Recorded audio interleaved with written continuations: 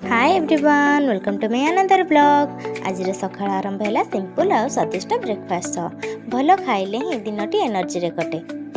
Breakfast पर टिके बगीचा आड़े रंग बेरंगर फूल को किए बा भल न पाए। सतरे सेमानक सौंदर्य और सेमानक सुगंध मन को सतेज करदेला।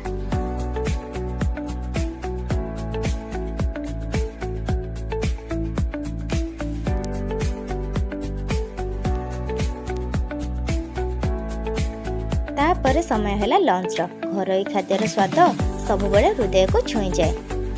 लंच पर देखंतु एही गोटा मांडिया आम माटीर पारंपरिक खाद्य स्वादिष्ट हेबा सहित स्वास्थ्य पाई मध्य बहुत भल। दिन शेष आड़ को आकाश रे धीरे धीरे मेघ जमीबा को लागिला। एही दृश्य मन को अलग शांति देईगला। एमिति छोट छोट मुहूर्त ही दिन प्रतिदिन को स्मरणीय करदिए। पुणी देखा हेबो परवर्ती ब्लॉग रे। जय जगन्नाथ।